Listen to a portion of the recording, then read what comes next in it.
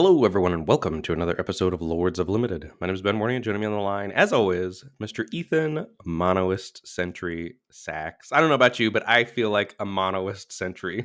How I've been approaching this format, I feel on an island, and I feel like the masses are all on Team Green, and I'm not quite there. I think Green's really good, but I'm not as data pilled as the rest of the world. You're coming in hot. I had a whole little sort of preamble in our show notes. And I was told, I don't want to take that tone. I don't want to take that perspective. And I was like, fine. And I deleted my little blurb. And here you are, just coming out swinging. You used the D word already. You used the G word already.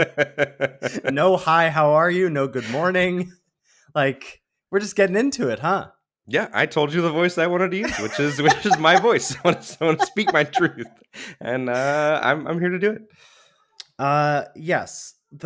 So look, if you are looking for a podcast episode where people are going to tell you about Green and how great it is, this may not be the episode for you. This has never been that podcast. This has never been that podcast. Some people want it to be, though. Some people want it to be. But what it will be, and it's not because we don't think Green is good, but it's just not for me. I'll at least say it's not been available for me, and so I've had to find my way and my success in other spaces, and that's what we're going to be talking about today. And also, we'll be talking about the D word and the G word plenty, but we're just going to be talking about our experiences in week one of this format.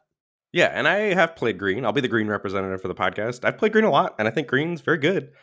And I still feel as positively about Green as I did prior to the data dump. But it feels like the data dump has made the community narrative go just amped up to 10, that Green is exactly what you should be doing, and you should be trying to bully your way into Green. And I don't think that's necessarily true. And disclaimers, I played best of one the first half of the week. In my last 3 or 4 drafts, I've switched to best of 3. I've been having a much better time in best of 3, just because I think formats that are not as deep, and I think this format is not quite as deep to me, I generally enjoy more in best of 3, because I think they tend to self-correct faster, and I think that is already starting to happen over there. So can't speak to the best of 1 queues in the latter half of the week, but I think what I found early in the week was that cards that were just absurdly broken were getting passed way too late. And if you're Green, you just get to play all of them, which is very nice. And not to say that that's the only style of Green deck. There are Green beatdown decks too that are very good at getting on board.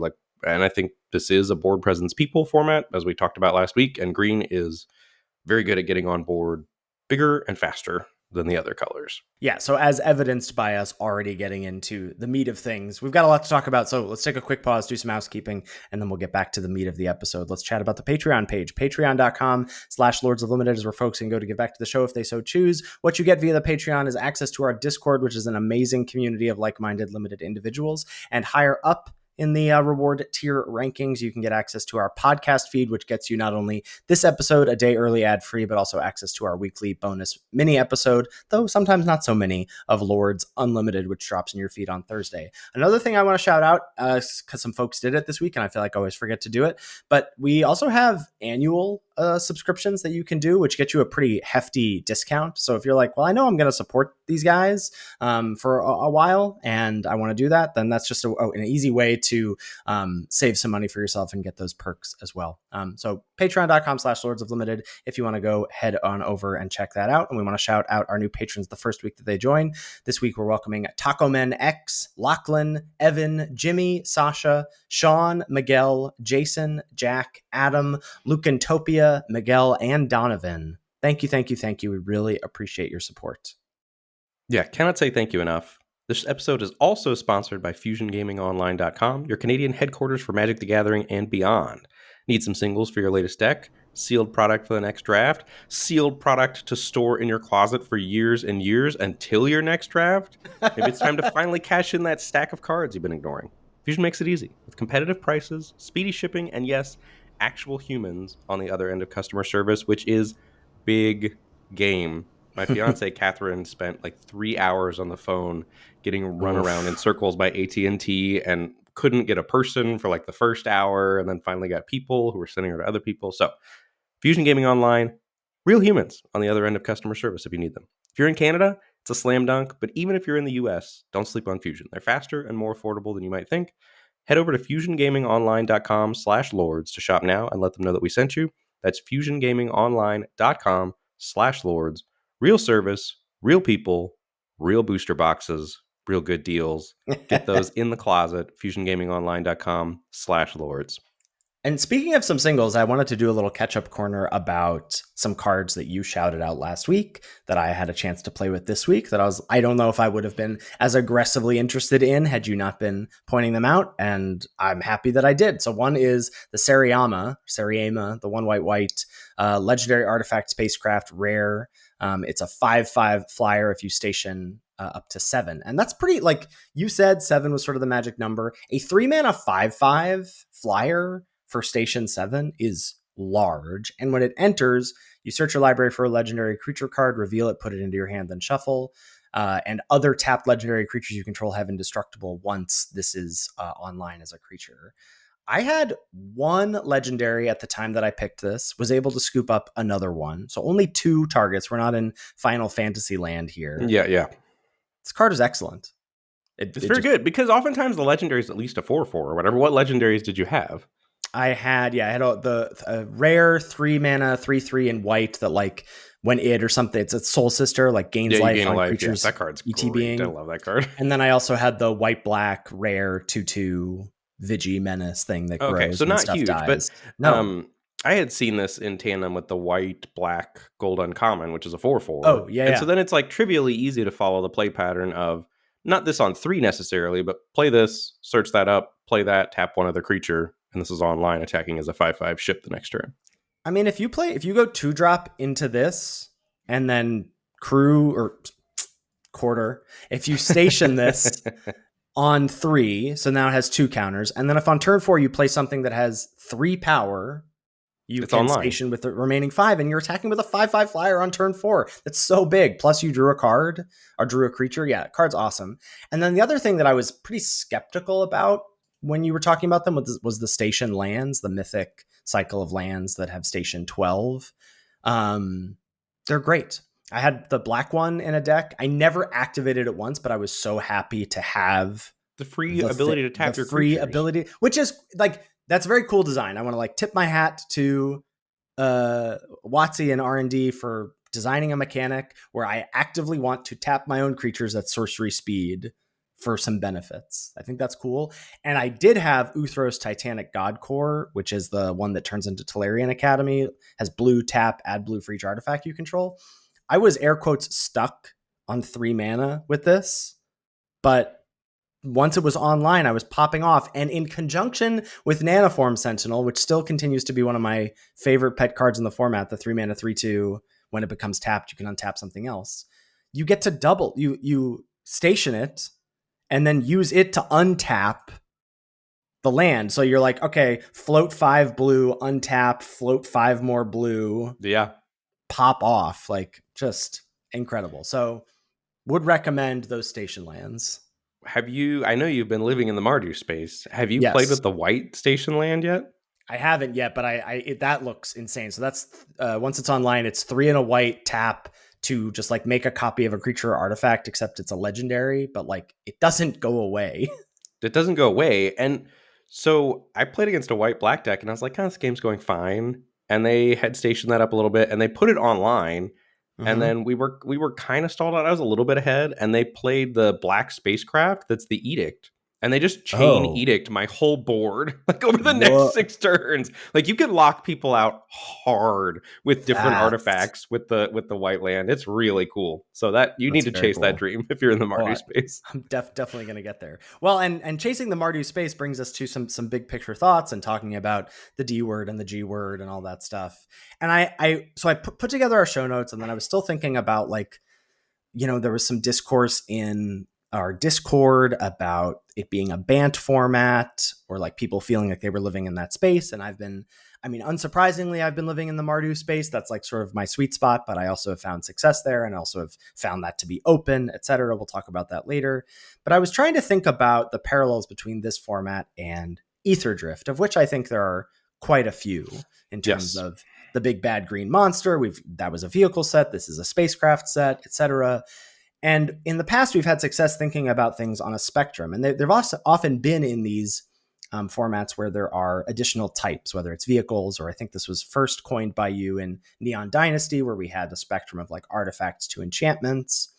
And here I think we have a spectrum of a couple of things, meaning a way to think about how the colors relate to each other. And I think for me, I'm thinking of them as like big game to small game, which is a concept we've now talked about 3 weeks in a row and maybe have never talked about prior to that. But I think it's so apt for this format. Like, how do you want games to play out? Do you want there to be a lot of resources on the battlefield or as few resources as possible on the battlefield? And that's big game to small game.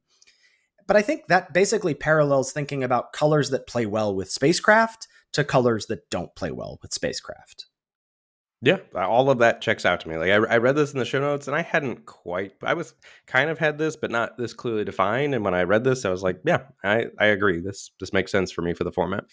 And so I think if we're thinking of that, both of those spectrums are parallel, big game to small game, spacecraft to no spacecraft. I think that spectrum goes from the color green to blue to white to black to red. And this is by no means a ranking of the colors. This is just about how I think these colors play out their games and how they play with this sort of headliner mechanic. Because green's chunk, I think, does the best at doing that thing we talked about last week, which is that when you're taking advantage of your spacecrafts the best, it's when you cast them and station them fully in one turn cycle. And I think green does that the best with the chunky donkers it has.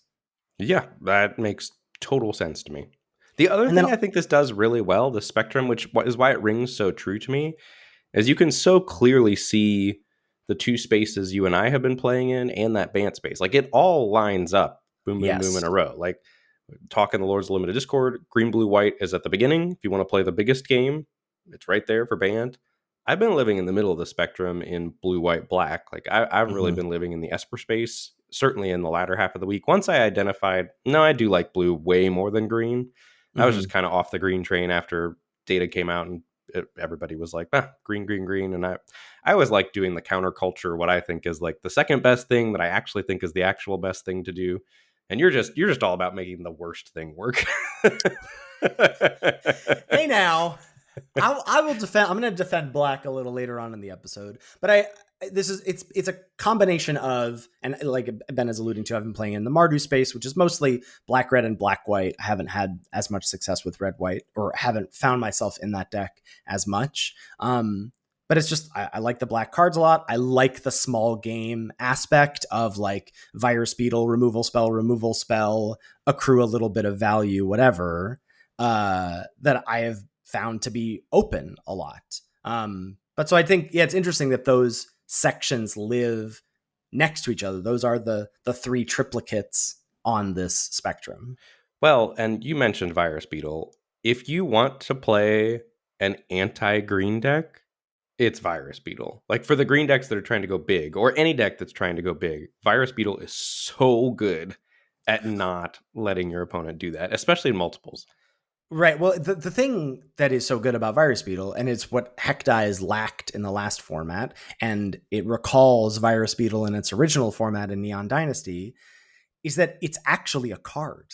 Like Yeah. once it's in play, there's so much to do with it. Like there's sacrifice outlets galore. You kill it with a Faller's Faithful or whatever that black 3/1 is. Like there's so much to do with it. Or you use your Perigee Beckoner and then sacrifice it and then rebuy the trigger. Like Virus Beetle is the truth in this format. And yes, it is the poster child for you want to play a small game. Yeah, love Virus Beetle. It also, in the blue space, sacrifices to yourself craft Mechan. I first got a chance to really play with Perigee Beckoner quite a bit, like the last day or two, and it's a very fun card to play with if you can make it good. That's the thing about it, is like you got to do some work, and it's fun to, like, as you're drafting, you're doing some work, as you're deck building, you're doing some work, and then in sequencing in the game, you're doing some work. But when you do it, like when my opponent warps out a Perigee Beckoner, and that's the black 5 mana 4/5 warp 2, give something +2/+0, and if it dies this turn, it comes back tapped. When someone warps that out, I'm a little scared. I'm like, what? How am I getting got here? Yeah, something Sometimes not good is happening.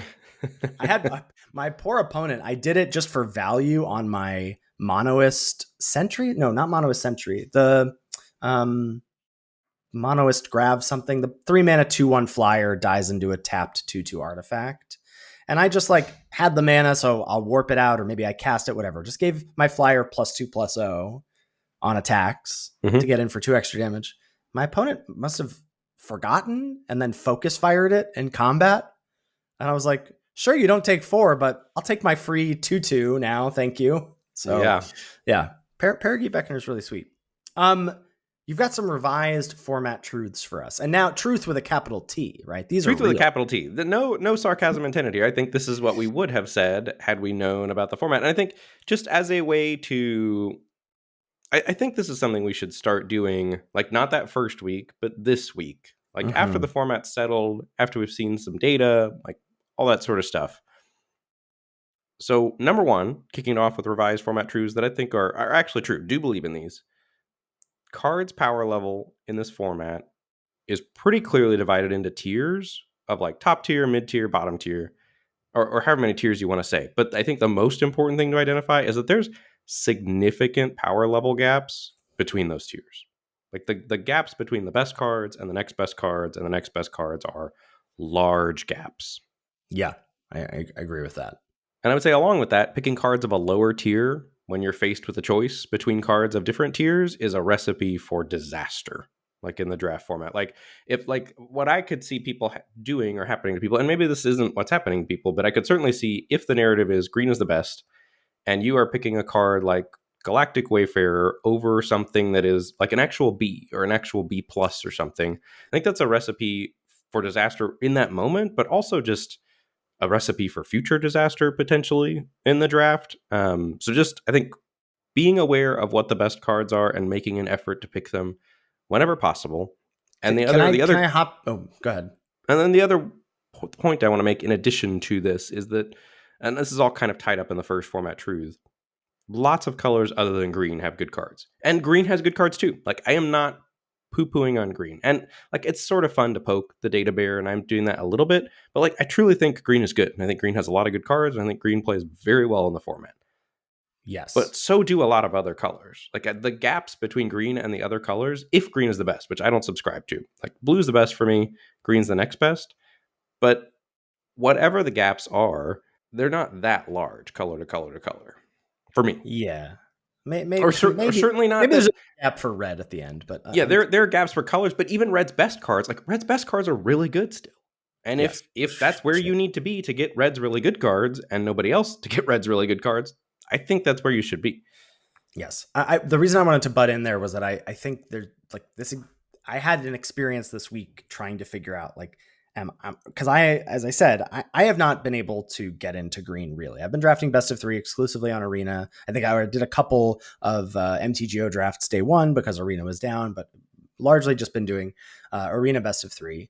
And green has been not open for me, to the point where like I've started to really heavily bias against it until it corrects, because I've had the sort of, oh, let me start with this Galactic Wayfarer because I do think Galactic Wayfarer is the best common in the set. The 2 and a green 3/3 brings a lander, like card's excellent. But the problem with like my feeling with green is that 2 things need to happen. Green needs to be open, and good cards need to be passed to you, because what green does best, and green does 2 things really well. It has just like board presence, has chonk, like good rate for good mana, etc. And it's the only color really that can consistently fix with Galactic Wayfarer and Landers and Gene Pollinator. And so I had this experience where I had Galactic Wayfarer pick 1, and I forget if it was pick 2 or pick 3. In the pack was Gene Pollinator, the single green 1/2 that filters mana by tapping something else, or All Faith Stalker, the 3 and a white 2/3 ETB exile something until it leaves, and then a non-assassin, which actually got me pretty hard the other day. But anyway, and has warp for 1 and a white. Now, this was like pre me looking at the data, whatever, and now All Faith Stalker is performing very well, but I didn't know. I was like, maybe people are low on white, maybe whatever. I like this card isn't that good. But I was like, am I supposed to do this? Am I supposed to go, well, I have the Galactic Wayfarer. Do I take Gene Pollinator, or do I take All Fate Stalker? Like, it's a clear, what we talk about when you're making picks of best card with what I have versus best card in the pack. And for me, the power level gap is too big there for me to take Gene Pollinator over All Fate Stalker and stay green. Like, I think I'm just supposed to take the best card in the pack, which is, I believe, All Fate Stalker, and just move on with my life. But I feel like there's some tension there of like, well, I want to get deeper into green. And then if I get deeper into green, I could play whatever good cards I get past. Good cards like All Fate Stalker. And it's like, well, then why don't I just take the All Fate Stalker now? Because that's the good card I'm seeing at this point in the draft. Right. And then if green is open, you'll get a late gene pollinator. Certainly in the Yes. best of one queues is my experience. Like I think like aggressively picking cards like gene pollinator and galactic wayfarer over better cards is a dangerous game in the format. And I would caution against it. I would take the All Fate Stalker 10 out of 10 times. But it felt to me like when you were presenting that example, you were thinking, I'm going to take All Fate Stalker and pivot off green. Like to me, that's not that. It's just you want to take the No, best card, and then you could still be green blue splash the All Fate Stalker. You could be green white sure. beats, whatever. Or if green isn't flowing, then the best part about the All Fate Stalker pick is that you can, if necessary, pivot totally off green into white paired with whatever other color. Well, there have been formats in the past, and maybe this is more around lands rather than green as a color, where like pack one, you're like, I'm just going to take all the fixing. You know, Khans of Tarkir, I'll just take all the dual lands, or in Kaldheim, I'll just take all the snow lands. And then in pack two and pack three, I'll scoop up all the good cards. And so I'm sort of wondering, are we in that kind of a spot where you could do like pack one, take all the Galactic Wayfarers and Genes and Lander tokens I see, and then in packs two and pack three, I'll scoop up all the good cards. And I don't think you want to do that. I agree. That sounds very dangerous to me. One of the other interesting things about green being the only color that gets to fix is that good cards do go a little bit later because anybody who's not green can really only responsibly pick cards of their two colors once they have two colors locked in. It is still Yes. possible to be like very deep in a color. Like I've had a lot of drafts where I've been deep in blue and speculating between two or three other colors to pair with it.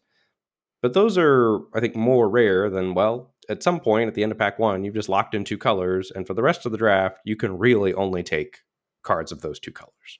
Right. The other thing that I feel like to me, it's a bit of a feature, not a bug, the like lack of fixing as mostly like, it's not something that I want out of every set, but it's nice after set after set after set of dual lands and good fixing and play all the good cards that this is a real desert in that respect.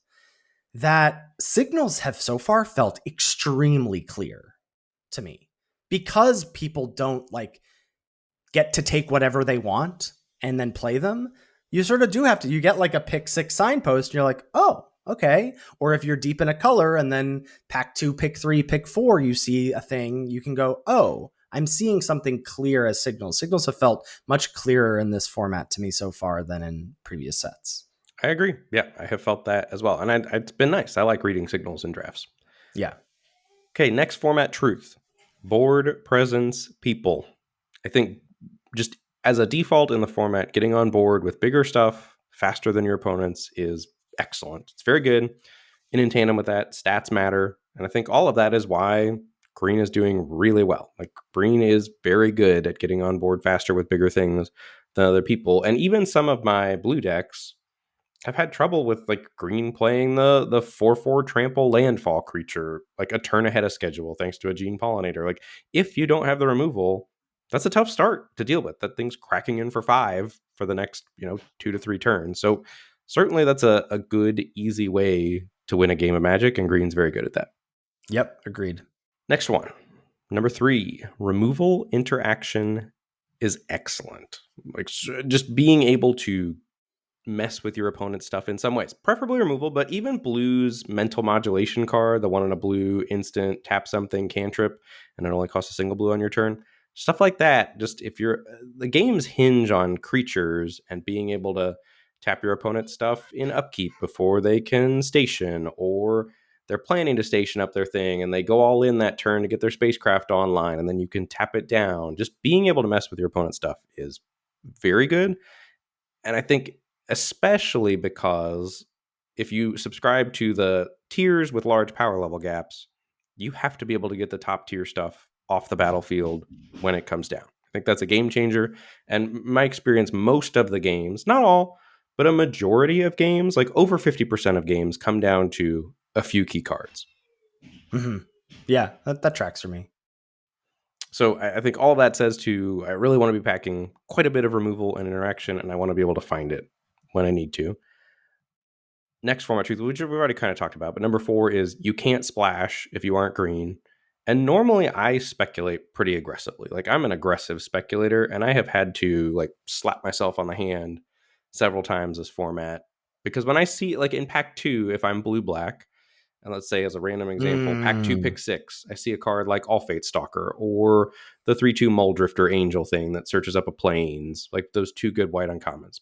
I'm inclined to take those there because, well, maybe I can splash them, or maybe one of my colors is going to dry up and I'll pivot it. Like just on the 20% chance that something like that happens, I'd rather have that than this playable for my deck that's, will be good, but is significantly less good. And you usually don't get punished for that sort of thing. In this format, you can, especially if the lane you've chosen is contested and you're like doing the thing where you're like, okay, I'm gonna be blue black, I've committed no matter what. You can't spend picks on that other stuff. And the percentage chance that you do pivot or that you do splash is so low that I have yeah. found like I really have to remind myself it's not worth speculating that much, especially into pack 2, which is where I normally do still speculate. Yeah, and even just like the normal, like I don't know, I've done like the non-green light splash off of a basic, a command bridge, a couple landers. It doesn't feel great. It's terrible. It's It's really really bad. bad. I would Yeah. really advise against splashing outside of the 4 color, 5 color green decks. A couple other points I want to make here is that I think you're right about speculating in that sense, but I have found myself happily, because of your first point of the power level gap of cards, if I'm seeing tier 1 card after tier 1 card in different colors in the first 4 or 5 picks, I'm bopping Yes. around. Yes. Snap them up for Like, sure. Yeah. Like you can speculate really aggressively early in the draft. yes. And then hopefully something will solidify, or you get deep into a color and that allows you your wiggle room in pack 2. But like what you're talking about of like, if you've locked in blue black, it's really hard to take, like you take that white card, pack 1, pack 2, pick 1, you're like, yeah, maybe 20% of the time this works, but the 80% of the time I'm going to really miss that depressurize. So maybe I just take depressurize. Yeah. Yeah. Last point here, number 5, getting mana advantage, also card advantage, especially card advantage to help you find your best cards, is the easiest way to win games if you aren't green, in my opinion. And I think that's probably a format truth for me and not for you in the Mardu space, but like Mm-hmm. blue really is good at getting mana advantages and card advantages, and I have found it pretty easy, even big green decks, to bury them in card advantage as a blue deck. Well, that's one of the pitfalls, and you can mitigate this pitfall in green for sure. But one of the pitfalls in green is that it floods. That Yeah, you well, draw you. that you go Gene Pollinator into Galactic Wayfarer into Galactic Uh-huh. Wayfarer, and then like you play your one big thing, and your opponent answers the one big thing, and then you've got Yep. 8 lands in play and no action. Like it's a really common way to lose a game of Magic as a green deck, and I have done it. Right. I've won a lot of games like that where I've played a couple good things in a row that the opponent can't handle, but I've also experienced the flip side of it. Yeah, I mean, it feels kind of like classic green mono green ramp decks in Cube, where you're like, all right, I got my elf, I got my elf, I got my thing, and then they kill it, and you're like, draw land for turn, draw Yeah. land for turn, and when you don't, when you top deck well and you still draw your 5 drop or whatever, then you're probably still going to be able to pull ahead. But I think it's important to acknowledge that that is just one style of green deck in the format. And I like last week Yeah. I said green was pretty one note, and I do think green is pretty one note still, but like I would say maybe two note, like as in it's either doing the ramp fix to big stuff, but I also think green plays a very good beatdown game where you're just playing stats quicker than other people and trying to kill them quickly.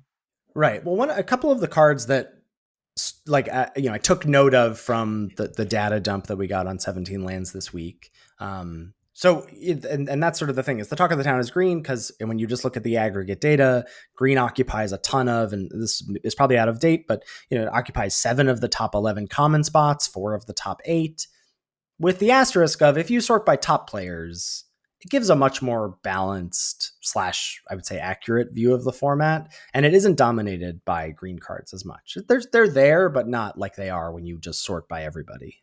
Yeah, I felt I was expecting the data to be pretty accurate because of the cards being so clearly into tiers for me in my mind in power Mm-hmm. level. And when I initially looked at aggregate not filtered by top players, I was like, whatever, usual data thing where it's green cards that are least common denominator of an efficient card that is difficult to mess up when you cast Mhm. it. Like it's stats, play to the board, removal, and in addition to that, stats and removal is good in this format. So like that made sense to me, but I just think it's a reductive picture of what is possible in the format. And Yeah. then as soon as I filtered by top players, I was like, oh, yeah, this is the format I'm seeing and playing in best of three, where there's green cards and green cards are good, but there's also good blue cards, there's good black cards, there's good white cards. I just thought it gave a much more accurate picture of what I view as the best cards. Yeah, yeah. A couple of cards that surprised me that I've sort of taken note of since then were Thawbringer and Germinating Worm. Thawbringer is the 2 and a green 4/2 ETB or die surveil 1, and Germinating Worm is the 4 and a green 5/5 ETB gain 2 and has warp for 1 and a green. Those are both, they've been more annoying as I've faced them. I haven't played a lot of green, like I said, but facing those cards has been more annoying than I'd like to admit. I think Thawbringer being 4 power for 3 mana, maybe the only 4 power for 3 mana thing in the format. It just stations up spacecrafts in a hurry. Same with Germinating Worm, and then plus their bodies that are relevant being left behind. And then the Surveil, obviously, on the Thawbringer is nice too. I've been impressed by both of those cards more than I think I thought that I would have been going into the format. I think even more than those, Ice Cave Crasher is the one that has been impressive for me. That's the 3 and a green 4/4 trample. Whenever land enters, it gets +1/+0. So like I'm more scared of Ice Cave Crasher than I am both of those other cards, just because of the trample aspect. Those other cards getting a chump in with a Virus Beetle, or Sure. like there's just more ways I think to deal with the other two. But if you're into the tech against green Chonky Donkers decks, Cryo Shatter is where it's at. That single blue aura enchanted creature gets -5, Yeah. -0, and whenever it becomes tapped or is dealt damage, destroy it. I'm a little down on this card, just in general, but it does line up super well against the green aggressive play to the board with stats decks. And I have found if you do want to make Cryo Shatter good against the non-green decks, because I do think it's naturally very good against green decks, you really need to be packing mental modulation alongside it, which is that one in a Yeah. blue instant thing to tap something and cantrips. Those two in tandem, Cryo Shatter and mental modulation, especially if you're in the white double spell deck, are excellent. But just good in any blue deck as a pair. Here's the anti Cryo Shatter tech for the green players, because I faced this. I had my opponent was growing their 2-drop, that 1 and a green 2/2 that you can pay 3 to add a counter to it. Mm-hmm. And so I dumped a Cryo Shatter on it. I was like, great. They were still dumping mana into it. And then they eventually got to a point where they decided to swing out. And I was like, what are you doing with this? I must have looked away or something, because I was like, wait, how is this thing not dead? And in my opponent's graveyard was a Biosynthic Burst. So they had Ooh. so they gave it indestructible so that when it got tapped, like it doesn't, Cryo Shatter is just like you destroy it, not you sacrifice it or anything. So they got me good. So that's the anti green tech there. This podcast is sponsored by BetterHelp. These days, it feels like there's advice for everything. Cold plunges, gratitude journals, screen detoxes, but how do you know what actually works for you? With the internet and information overload about mental health and wellness, it can be a struggle to know what's true and what actions to take these days. I had a lot of trouble finding a therapist. I needed one at one point, and I struggle with the idea of needing therapy, and I'd finally decided I need therapy. This was 6-7 years ago, and I went to a therapist's office and like was expecting to receive therapy when I went to the therapist's office, because it was a big step for me to just like show up to a therapist's office and admit that I needed help. And I was told to fill out some forms, and I was like, no, I don't think you understand. Like, I need to talk to someone now. And they were like, well, we don't do that, sir. Sorry. Which, granted, my emergency, my lack of planning is not their emergency. It's the saying I like to tell kids that I teach. But I ultimately ended up filling out the form, leaving. And by the time an appointment rolled around 4 or 5 days later, like I had already talked myself out of needing therapy. And I still have never been to see a therapist as a result. Yeah, I was lucky to find my therapist through a personal recommendation from a friend, and it's also virtual, so that makes it a lot easier. I'm not going to an office and filling out a form. And the fit's been really good, but if that wasn't the case, it's nice to know that there are other accessible options out there. With over 30,000 therapists, BetterHelp is the world's largest online therapy platform, having served over 5 million people globally. It's convenient too. You can join a session at the click of a button, helping you fit therapy into your busy life. As the largest online therapy provider in the world, BetterHelp can provide access to mental health professionals with a diverse variety of expertise. Talk it out with BetterHelp. Our listeners get 10% off their first month at betterhelp.com/lords. That's betterhelp.com/lords. And now back to the show. Should we take a look at a draft log, see where we're at with some picks and some cards? Sure. Great. This is one that I actually think I was on my anti-green train, and I think you actually could have. This is probably one where you could have drafted green, and that was air quotes correct. But I just want to get a sense to chat about some cards, see where we're at with paths and things. So we may have some multiple paths we'll discuss, etc. Pack one, pick one. See the following cards as option. The best common in the set, I would say, and the best common in the pack is Galactic Wayfarer. Moving on to the uncommons, there's a Tanuk, Memorial Ensign, 1 red-green for a 2/4. With landfall, deal the damage to each opponent, and if it triggers a second time, you draw a card. I have not played with Tanuk yet myself. Have you? I also have not. Okay. Seems pretty good. Just haven't gotten into that space yet. Followers Faithful, card I like a lot still. 2 and a black, 3/1. When it enters, destroy up to 1 other target creature. If that creature wasn't dealt damage this turn, its controller draws 2 cards. And rare, Servandum Sunstar Exemplar, white-black for a 2/2 Vigimenace. Whenever another creature you control dies or is put into exile, put a +1/+1 counter on Servandum and you gain a life. And when Servandum dies or is put into exile while its power is 4 or greater, you destroy up to 1 target non-land permanent. Are you not shouting out the other rare in the pack? Should I be? You should be, for sure. Terra Symbiosis, 2G for an enchantment. Whenever you put 1 or more +1/+1 counters on a creature you control, you may draw that many cards. Do this only once each turn. I haven't seen it in play yet. Yeah. When it works, it is insane. Like, the game's over when it works. And you're not trying, in my experience, you're not trying to do the small ball stuff so much, but green has a lot of self-contained counters cards. Like, this in tandem with that uncommon warp worm is just game over. Like, you warp it in and put 5 counters on it and you draw 5 cards. It's not like each instance, it's the number of counters, you draw that many cards. So, like, I have been on the receiving end of my opponents drawing like 5 cards in a turn. I've drawn 5 cards in a turn. It's the type of thing in the format where I think you're looking for high ceilings, and this has an insanely high ceiling.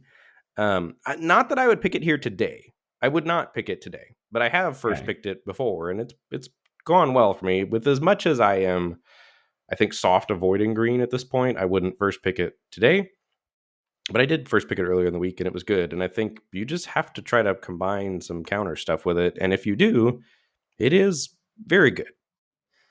I guess, like, I'm trying to get a gut check because this, to me, this looks like a divination you have to work for. No, it's way bigger than that. It's it's game ending. Yeah. I'm hearing what you're saying, but like, so the setup cost for this versus, I guess you're just saying that you build around it, but it just seems like, yeah, high floor, but really, or high ceiling, but really low floor.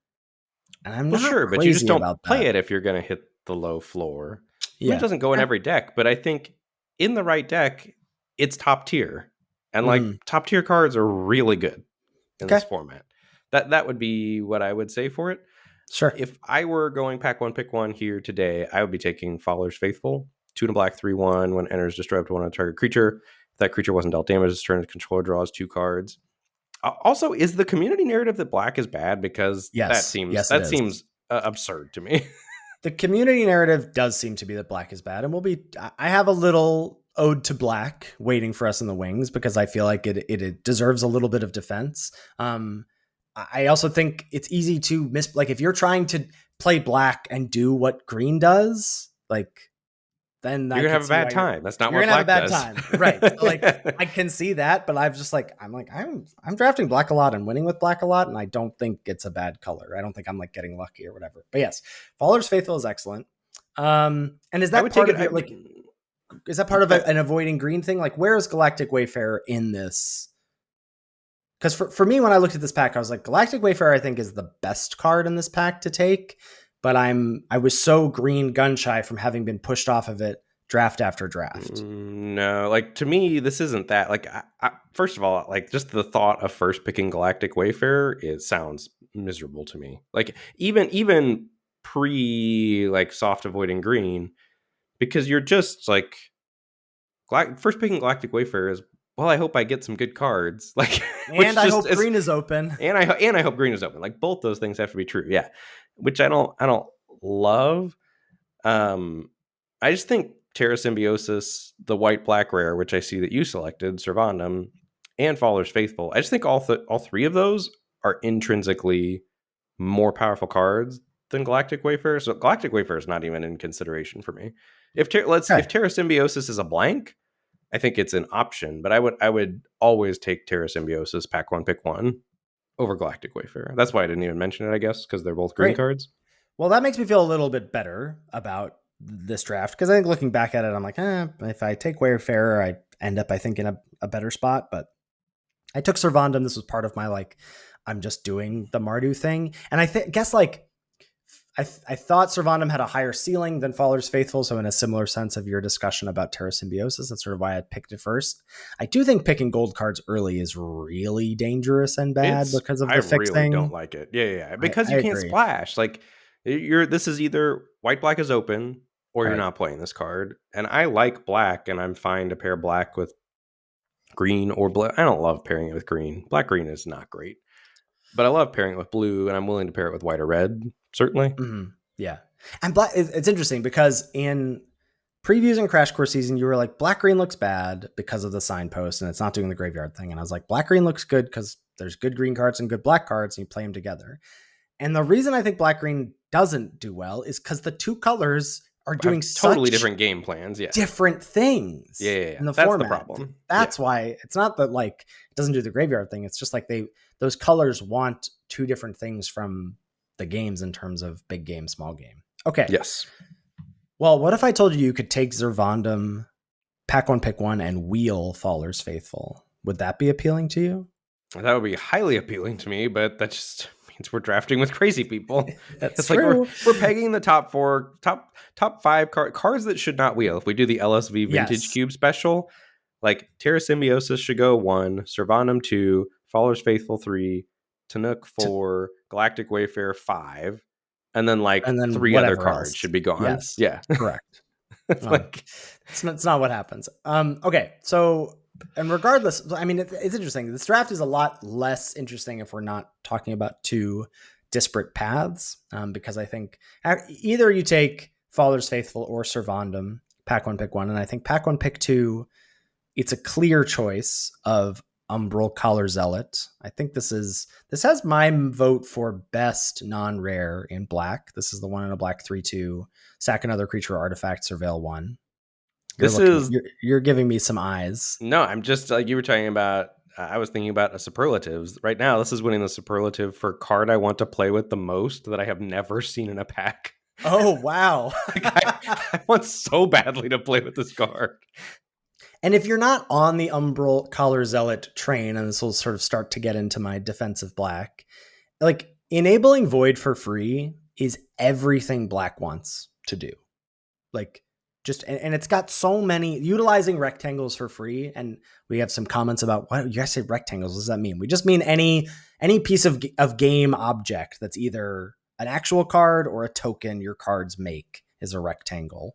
Like a lander token's a rectangle. A virus beetle sitting on the battlefield's a rectangle. A 4/4 is a Yes. rectangle. A 4/4 is a better rectangle, but like just a rectangle, no matter how good or powerful. Right. It's just to stop. Like I was sort of getting over the description of cards as like it's a 1 1/3 card for one or whatever. You're just like it's two rectangles. A spirit token's a half a card. No, they're two rectangles. Let's just call them what they are. Anyway, but so enabling Void for free is everything black wants. 3 power for 2 mana to station is great, and you sometimes do want to station in black decks, even though most of the time I think it's not trying to do that. And then turning like your Perigee Beckoner into like just auto being able to rebuy ETBs is awesome. Umbral Collar Zealot is the truth. You can shout out Banishing Light in this pack as well. I think those are the 2 cards you'd be looking at regardless of if you start with Faller's Faithful or Servandum.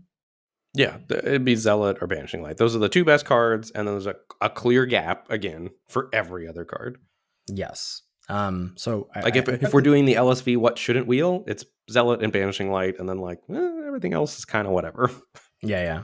Pack one, pick three. I'm curious what you do. So there's a grav kill, 3 and a black instant, exile target creature or spacecraft, which is in the black common removal power rankings of grav kill, depressurize, and embrace oblivion.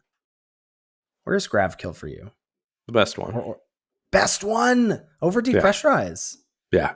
Because you want to just be able to answer the thing, because the game comes down to a few things that matter. Yeah, I'm not worried about losing the early game with black. I'm worried about losing the late game to green decks, and this solves that problem. I thought you were going to fight me on this draft way more. I'm feeling great about myself. So we got Grav Kill here in the pack. There's also Monoist Sentry, single black 4/1 artifact creature with Defender, which we'll chat about in my defensive black, and a couple great green cards here. I mean, 4 green cards that are good, but 2 that I really want to shout out is the uncommons. Use Social Engineering, 3 GG enchantment, landfall, make a 2/2 robot with warp, 1 and a green, and Glacier Godmaw, 5 GG 6/6 trample. When it enters, you make a lander and has landfall. Creatures you control get +1/+1 and gain Vigi and haste until end of turn. Yeah, so I think along with the grav kill being the best one discussion, I think it's the best one to take early. I think there's a higher ceiling on the single black Bone Splinters variant. Like I think Yes. that one has a higher ceiling, but I want to pick that after I know I'm meeting its requirements. And you also should get it late. Yes. Yeah. Yeah. So, but I do like Grav Kill better than Depressurize, or certainly the first copy of Grav Kill better than the first copy of Depressurize. Also, everyone else seems to hate Depressurize for some reason. So, like, I've been getting copies of it fine without picking it highly and happily playing them because it's a great card. But so yeah, I would take Grav Kill here. So I would be mono black. I'd have Faller's Faithful and Umbral Caller Zealot into Grav Kill, and I would be feeling great. And the other possibility is that you have like probably Grav Kill, Banishing Light, and use Social Engineering. And I just think the black cards are better. And I want to be black more. Yeah. Well, you're saying the other path through the draft. I think the other path through the draft is Galactic Wayfarer 1. I mean, I know you're on Terra Symbiosis, but the path I was thinking was you could go Wayfarer 1. Then I'm definitely still taking. I just think Zealot is the clear best card, and so I'm always taking it there. But pick 3, Zealot doesn't pair well with Galactic Wayfarer. I don't want to pair black and green. But I'm not like. Get to your format truths. Like, you should not be making a concession in your picks. Pick 2 like that, right? Well, except to me, taking Galactic Wayfarer says, I want to play green. And if you want to play green, you don't want to play Umbral Caller Zealot, or you don't want to be base black along with green. Like, Banishing Light pairs much better with Galactic Wayfarer. And if you take Galactic Wayfarer, that says, I want to play green. And if you don't, you definitely shouldn't take Galactic Wayfarer. Okay, so you got to get your mind right. Got to get in the headspace. I'm with you. So you take Wayfarer 1, you take Banishing Light 2, then you take Use Social Engineering 3. I think that's a fine start to the draft. I don't think that's crazy at all. If you like green, I don't think it's wrong to like green. I just certainly while everybody else wants to be there, I don't want to be there. Okay, I hear you. Well, that takes me. I think we can segue into my little ode to black real quick, because I do want to just sort of defend my pet color in the format, which I think has kind of got a bad rap at the moment. But I think one of the things that a mea culpa, I was wrong, I think, about the black spacecrafts, and you were right to push back against that last week, the 2 uncommon ones. I still like the 3 mana 3/2, like mill 3 rebuy something, like just fine.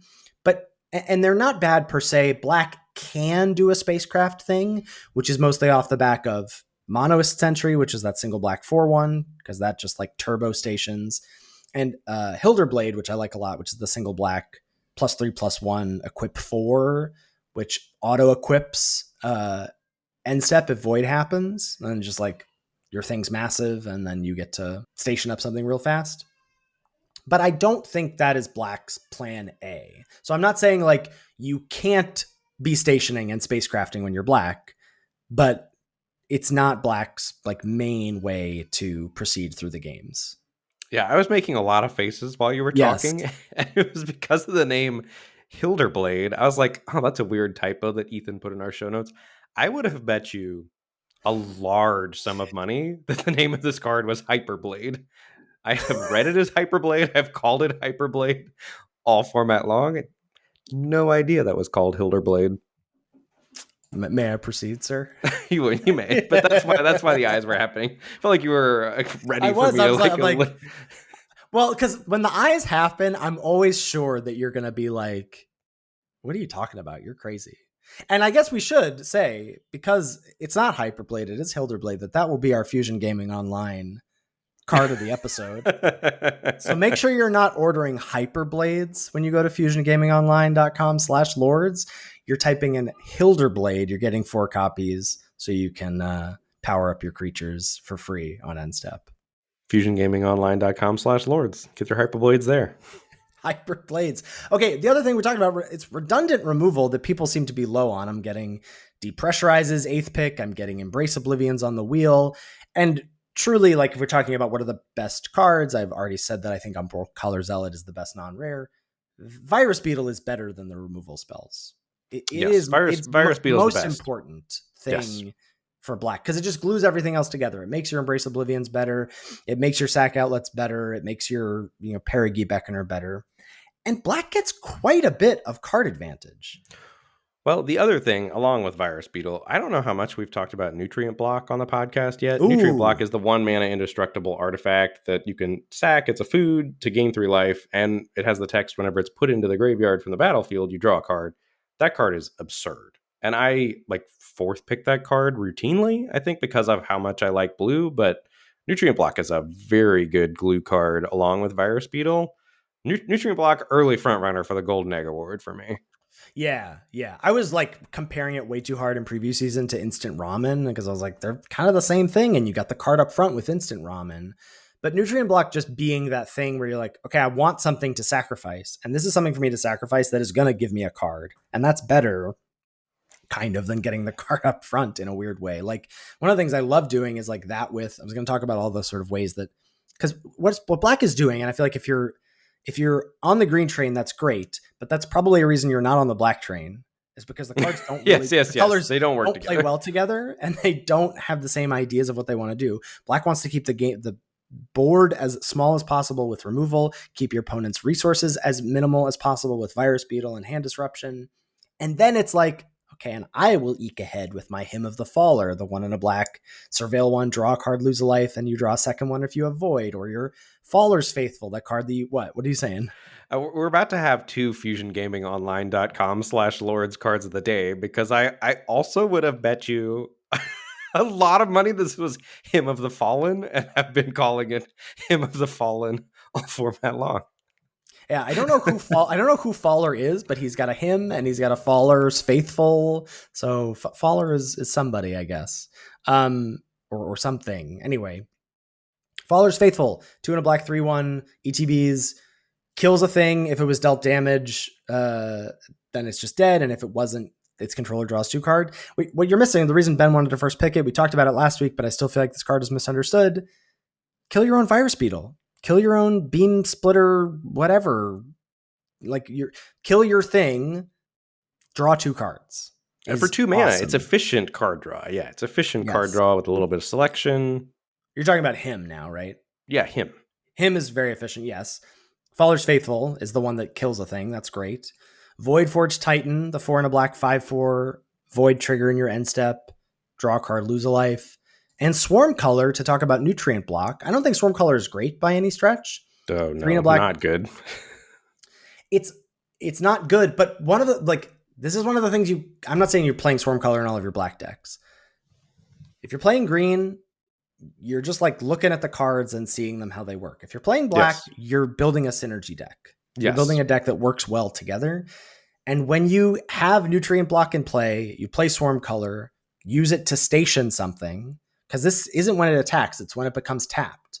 Yes. Put it in play, tap it, sack your Nutrient Block, draw 2 cards. It's really good. And I'm not saying that I'm dying to play Swarm Color in all my black decks. I'm not, but it's got homes, and it does the thing which black wants to do, which is keep your resources low. I will slowly accrue more resources than you, and I will win the game that way. Yes. Agreed. Heard. The last thing I want to shout out, because we never talk about rares, is Entropic Battle Cruiser. It says 3 in a black, spacecraft, no ETB. It's a 3/10 flying death touch when it gets to 8. And then when it attacks, each opponent discards a card. Each opponent who can't loses 3 life. And it also has I think the thing that you're supposed to think when you look at this is because it has another station of just when it gets to 1, whenever an opponent discards a card, they lose 3 life. And you're like, ooh, my virus beetle, whatever. And sure, you can do that. But this card is real. I lost to this card in 1 game or 1 match, played it in 2 subsequent decks after that, and it is excellent as just Can like, oh, go ahead. Can you talk to me about why? Because when I look at this card, it looks really bad to me, and I have passed it and not seen it on the battlefield. Okay. I mean, it's really hard to kill. If you have done the work, which like all the normal caveats of spacecraft aside, if you've done the work of when I play this, I can attack with this the next turn, right? That's what we're saying you can do with a spacecraft to make it good. Mm-hmm. You subscribe to that? This hits for 6 and removes a resource. And they can't stop it for hitting them for 6. And it is really hard to kill something with 10 toughness if you're not in black. Yeah. Like, it's just really hard to kill. And it like, and the fact that it hits for 6, and again, I love this in conjunction with Nanoform Sentinel because it just gives it pseudo vigilance. Like, I attack in with it and then I overstation it with my Nanoform Sentinel, untap it, and what are you supposed to do through a 3/10 flying Death Touch? Yeah, Nanoform Sentinel is, I think, the coolest card in the format. Yes. I mean, it's like Nanoform. It is the 9/9 warp. The combo Colossus is not a card I think is very good, but Nanoform Sentinel, that's your turbo station stuff. Like, yeah, the card's insane. The things that it allows you to do. Yeah. Especially if you have the mythic rare lands. Like, if Yeah. you don't have a spacecraft and you have that, and like you can, so much you can do, and it can untap lands. Right. That's Such the a thing is good you card. just go, okay, like 3-drop, attack, untap, play a 2-drop on turn 4. Like, Yeah, it's really good. Yeah. it's really good. So that's my ode to black. And I think, like, I'm not saying like I'm actually would love for people to still not draft black so I can keep doing it. But if you're finding that green is cut, as I think it will probably be in the coming weeks, I think black is a really good place to be. You just sort of have to understand what the color is trying to do. Yeah, well, and one of the things here that I don't think you got into that much is the thing you hear about in opposition to black is that its creatures are too small, but that's not a problem if you're keeping the board clear. And also, like, you can pair it with other colors that have good creatures. Like blue and Right. black paired together, blue's got surprisingly chonky creatures. Like the warp 5/5 that taps something down. Yeah, That's a Mechanozoa. large card. Yeah, the Mechanozoa. There's and the Selfcraft Mechan is you can turn itself into a 4/5 if you sack your virus beetle. Like, you can get some stats from blue paired along with black. So yeah, I co-sign everything you said about black. I really like black. I think it's a very good color in the format. And again, whatever the order of the colors is, power rankings wise, I don't think the order particularly matters. I mean, it's helpful to know and to be right about it. But more importantly is identifying which are the great cards, which are the good cards, and which are the cards that don't matter, and like getting as many of the great cards as possible. And I think there's a lot of ways to do that other than being green. And I think if you are, well, data says green's good, I got to be green, I'm going to try hard to be green. I just think that's not a very good way to approach the format personally. Yes. I mean, I obviously co-sign that, but I'm sure we will get some pushback. Maybe, but I mean, like, that's the thing. I played green too, and I do still think green's very good. I just think there's a bunch of other good stuff, and if everybody thinks green's good, like, I want to zag while people are zigging, or zig while For people are sure. zagging, or whatever Yeah. Personally, if we're talking color rankings, and you're giving an in defense of black. This is ode to blue. I love blue in the format for the simple reason of, like, if I'm saying green is 2-note, if we're saying like that green is either like the big splashing thing or, beat downy type stuff with stats, like getting more stats on the board faster than other people and pressuring them. That's still the only two things green does. And I think the thing that I dislike the most about green is that if you're green, you're green. Like, your decks feel green. Like, green white doesn't feel that distinct from green blue, doesn't feel that distinct from green red, because a lot of times you're ramping out some green creatures and you're splashing and you're playing some good cards. They all feel like is a very soupy in the sense that it feels like the same thing green was doing in Tarkir Dragonstorm. Like, like that type of thing where you're, well, maybe you're green mid range or maybe you're green big dragons or whatever, but like it's still all green. Like green's going to be looking the same every time. And I guess blue probably does too, but I just like the way blue looks a lot better than green, I guess.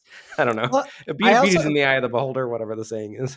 your comparison to Tarkir Dragonstorm, I think, is apt because it it felt like green wasn't in conversation, or those two decks weren't really in conversation with each other. The green big game ramp decks, and then whatever your green offshoot mid range decks were. It did feel like if I'm green, I hope I get to do the big dragon thing, and if not, I'll do this counters mid range thing maybe or whatever. And I think the same is true here. You're like, I'm hoping to do Get a bunch of big bombs and game splash a bunch of ramp bombs. splash. And if not, I guess I can play to the board with my 4/4s and my chunk and pair it with red or white and beat down, which is fine. But those two decks aren't really talking to each other. And like you shot when I was talking about Thawbringer and the worm, you were like, well, I think the 4/4 trample landfall is the best of the bunch in terms of chunk. I would agree, except that I think that card almost exclusively plays well in the beatdown space, and the other two cards play better in the like ramp space because they're Yes. so good with spacecrafts and whatever. Anyway, but like that's one of my issues with green is I think, and maybe that's on me, and I need to sort of, as green opens up and I can draft it more, I'll figure out what are the pivot cards and what are the cards that go well in both decks, etc. But like those beatdown decks don't really want Gene Pollinator. I mean, Correct. you Well, you can play, can. You can still get out of 4-4 ahead of schedule. It's not bad. yeah, but like it's not like what the green blue ramp decks are doing. Sure. Yeah, yeah, yeah. But I will say another card that we haven't talked about, which is Larval Scoutlander, I think is the name of it, the 2G uncommon Uh, spaceship that you can sack a land or sack a lander and then search up two yeah. basics. That card's really good. Like, I've played with that card a lot. It's really good. I've seen people play it a lot. Like, that's the type of card currently today that I really don't want to pick early. Like, that's not going to set me down the path to drafting green. If I'm green, will I play it and it'll be a great card? Yes. But I think, like what you're talking about with spacecraft and stuff, like that is the spacecraft like that you really want for the green ramp decks. So what? I mean, I know you want to talk about blue, so I don't want to divert you too much. If you want, I want you to be able to wax poetic about what you love about blue. But I will say I do have the question of like, so then what are you getting into green for? How, like, if it's not Galactic Wayfarer, if it's not the Scoutlander, are there any non-rares that make you go, I want to draft green, or is it mostly rares? Or is it a way the draft flows, where you're like, I'm seeing these things and green's going to glue the stuff that I have together. Yeah, that was some very nice vamping while I pulled up the uncommons list here on Scryfall. You were a champion. So I'm looking at the green uncommons list because I don't think any green commons make me want to draft green. Sure, if it's not Like, Wayfarer, then it's not it's not anything. Wayfair, but certainly just like green flowing will make me want to draft green. Like Sure. if I feel like green's open, happily drafting it. I have spec'd on Atmospheric Greenhouse out of weak packs. That's the 4G54 flying trample vehicle that puts a +1/+1 counter on each creature you control. I think that's got a pretty high ceiling.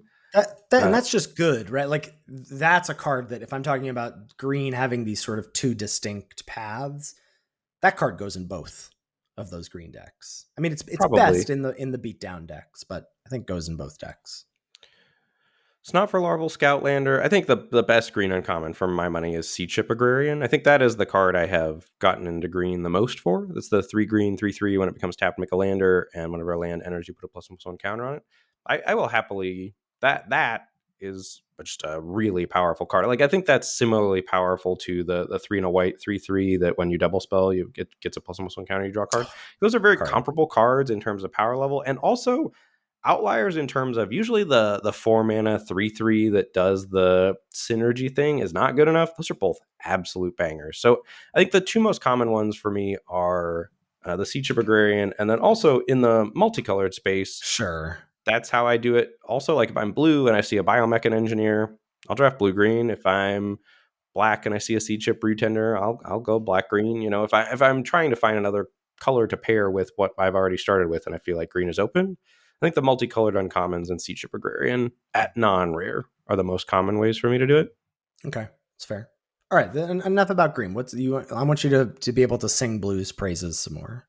Yeah, so what blue gets to do is I think it gets a lot of intrinsically powerful cards. If like we're just running down blue's uncommons, I think blue has the best uncommons in the format. Like white's got two really good ones. Blue's got like 4 to 5 very good ones. Black's also got a lot of good uncommons. Green's uncommons aren't great, and neither are reds, in my opinion.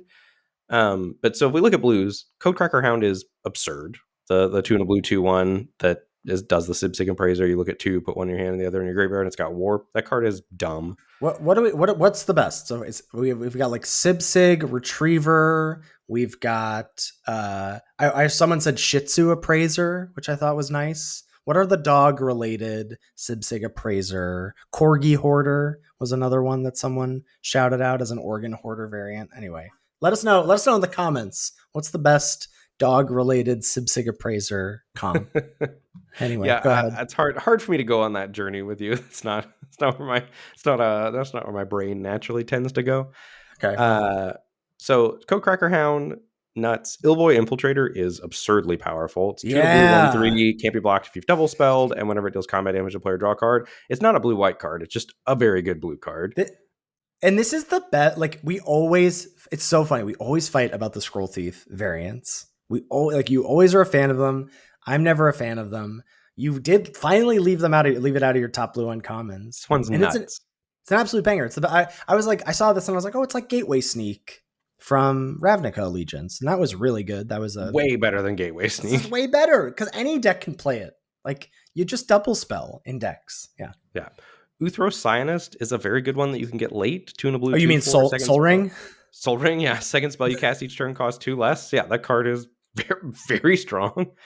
I really like the play pattern of I don't try and run this out on 3 if I can avoid it, but on turn 4 going this and another 3 drop, because then your opponent feels like they can't kill the 2/4 because you've already soul ringed, and so they're like, well, how much how much worse could it get for me? And it's gonna get a lot worse.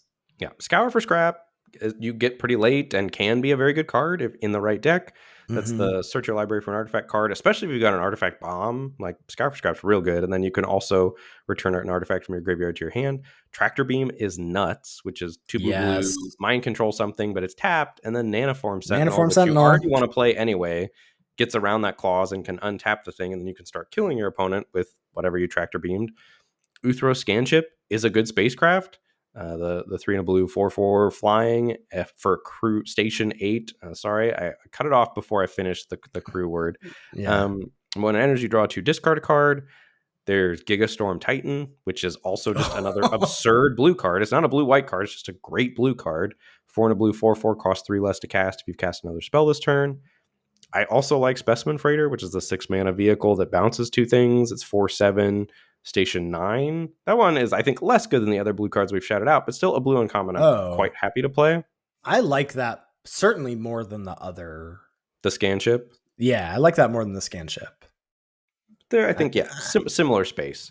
But Yeah. but both with Nanoform Sentinel, both very real cards very quickly. Like Yes. you have to have Nanoform Sentinels if you're doing the blue spacecraft thing, but if you do, your blue spacecraft are excellent. And then Mechan Assembler is also great. 4 and a blue 4/4. Whenever another artifact you control enters, make a 2/2 robot artifact creature token. It just can completely come up the ground pretty easily. The cool thing about that, again, to talk about like Sea Chip Agrarian or the white, like this sort of like, again, 5 mana 4/4, no ETB, does the air quote synergy thing, are usually bad. That one is good. It's good. Yeah. Yeah. It's good. And you have to be packing removal at the right time for all those types of cards, which is why I think why removal is good. But that's a gigantic list of blues uncommons that are very good. And I think like tier 1, it's got a lot of tier 1. Codecracker Hound's tier 1, Ilvoy Infiltrator's tier 1, Tractor Beam's tier 1, Gigastorm Titan is tier 1. Yes. Like all those are tier 1. And then it's also got like a bunch of tier 1.5, tier 2 uncommons that are better than all the commons, like in the whole format. So And it's also got a lot of good commons. And it's also got a lot of great commons that all play well with each other. That's the best thing about blue is it gets good card advantage. It gets removal in Cryo Shatter. it gets synergy with itself. Like blue's very self synergistic, and it's Yes. also very synergistic with all of the other colors. Like it pairs great with green. Blue green is an outstanding deck. Blue black is, I think, my vote for the best deck in the format. Blue white is excellent. Yep. And blue red is fine. Like blue red is the one I want to be the least, but I think it is still a fine to good deck. I think my feeling about blue red, because I've seen good blue red decks, just that don't do the phenomenon thing. Like I Yes. think your blue red decks will be happiest if they're not playing 3 mana 1/3 flyers. Personally, Yes. Yeah. I Just think play that the good blue and red cards. Yeah. yes, Uh, so I think like blue's best asset is that it has tons of good cards. It's self synergistic and it plays well with everything else. And so if you can start your draft blue, like it's going to go well for you. yeah, Whereas like if you start your draft green, you're kind of like when I start green, I think green's good, but I'm kind of like, fingers crossed. I hope I see a bunch of great cards. That's how I feel when I start green. And I do still think, for me, I still think of it as a Sultai format. Like I don't really think of it as an Esper format. For me, it's Sultai, and then sometimes I pair blue with white because I think blue white's an absolutely busted deck. well, and But I'm still you're just looking at it as a Sultai format. right when we're talking about those things, when it's like, oh, well, it's a Mardu format for me. That's just like those are the decks I'm playing the most versus what I actually think are the best colors in the set, and I do still think it's Sultai. Um, yeah, I'm not no, I'm not feeling the black and people being down on black personally. Yeah, and I think so. I love blue enough that I'm really aggressively trying to get into blue. And I think when I moved off best of one, was like best of one to me. There's so many premium cards that like the best of one match, I had a bonkers blue white deck. Like almost every card in my deck was a first pick, and I still 5-3'd because I was playing against other decks where every card was a first pick. Like, and if I want to do that, I'm gonna go play constructed. Like that's not Yeah. the like I want to play some scrappy games, and the best of three games are a lot scrappier, and the decks are a lot scrappier, and you get rewarded for doing like the stuff you're talking about with the black synergy a lot Yes. more. I don't know that you get rewarded for that in best of one. So caveat, if you're playing exclusively best of one, I don't know if the strategies we're outlining here. I believe in blue in best of one. Yeah. And I think black still I still do though. I think the good cards are just the good cards, whether you're in best of three or best of one. But the That's the main, like, that's the thing we really need to hammer home at the end of this episode is like, your card evaluation has to be there. You have to be able to do the thing that we were doing in the draft log of like, here are the cards that matter, and here are the cards, here are the rest. And not to say that those other cards don't have homes, but if you're not able to identify like it's Banishing Light and it's Umbral Collar Zealot and whatever else, that's where you're gonna get into trouble in the format. yes, yeah, completely agree with that. And then also there's gradations of the cards that matter. Like, Yes. and I think like separating them out into the tiers that they matter in, it's like because of those blue uncommons, I would say like 9 or 10 of them matter, but like Yeah, 3 or 4 of them tier really matter. 1.5. Yeah. Like that sort of thing. Like just having those moving, like it's a lot of Well, individual card evaluation for the format for me. well, but it becomes like if we're thinking about that list of blue cards, it becomes like then you maybe bring some of your green card evaluations to bear, where you're like, what are the cards that require no work? You're like Gigastorm Titan requires no work to be a 2 mana 4/4. Yes. Cool.